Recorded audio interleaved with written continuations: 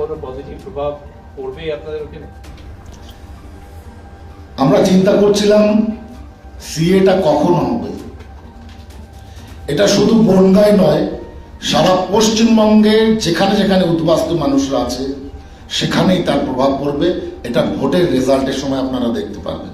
কিছুক্ষণ আগে মমতা বালা ঠাকুর জানিয়েছেন যে সিএএ মতুয়াদের জন্য সব থেকে খারাপ, সব থেকে ক্ষতি হবে মতুয়াদের, মতুয়ারাই সব থেকে বেশি ক্ষতিগ্রস্ত হবে এই সিএএ এর জন্য।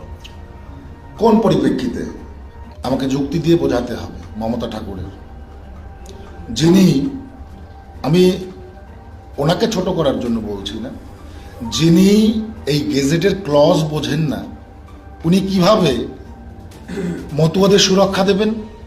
আজকে আপনাদের আমি বলে রাখি, এই আইন পাশ হয়েছে এবং আইন পাশ হওয়ার পরে আজকে ইমপ্লিমেন্ট হলো অনলাইন পোর্টালের মাধ্যমে।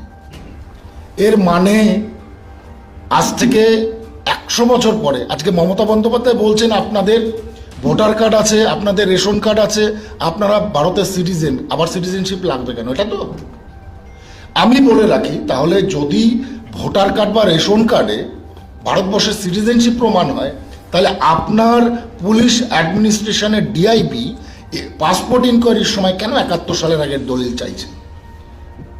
আপনারা পাসপোর্ট অ্যাক্টের আইনে আপনারা সংবিধানের বাইরে নন, আপনারা সংবিধানের ভেতরে।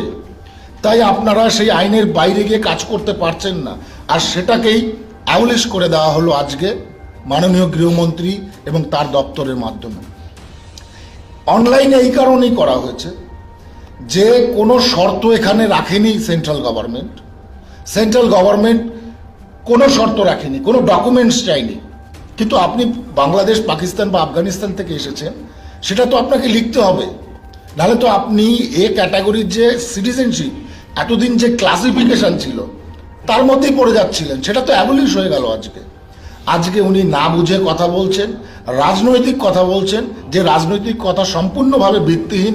আমি সমগ্র উদ্বাস্তু তথা মতুয়া সমাজকে আজকে বলতে চাইব যে এটা আমাদের ফিউচারের যে জেনারেশন, সেই জেনারেশনের জন্য একটা সিকিউরিটি, এবং আমি মনে করি যে একটা বড় তাবিজ। কেননা 100 বছর পরে আমাদের সরকার সেন্ট্রালে না থাকতে পারে, 100 বছর পরে এই স্টেটে এই গভর্নমেন্ট নাও থাকতে পারে। যদি কোনো গভর্নমেন্ট এসে ফোর্স করে রোহিঙ্গাদের মতো মায়ানমার থেকে, যে এরা কারা, যাদের ভারতবর্ষের পরিচয় নেই, ভারতবর্ষে যারা পাকিস্তান, আফগানিস্তান, বাংলাদেশ থেকে এসেছিল, তারা ভারতে, আমরা তাদেরকে থাকতে দেব না, এই রাজ্যের মুখ্যমন্ত্রী দায়িত্ব নেবে। 100 বছর পরে ওনার অস্থি সার থাকবে তখন মাটিতে বা এই পঞ্চভূতের মধ্যে।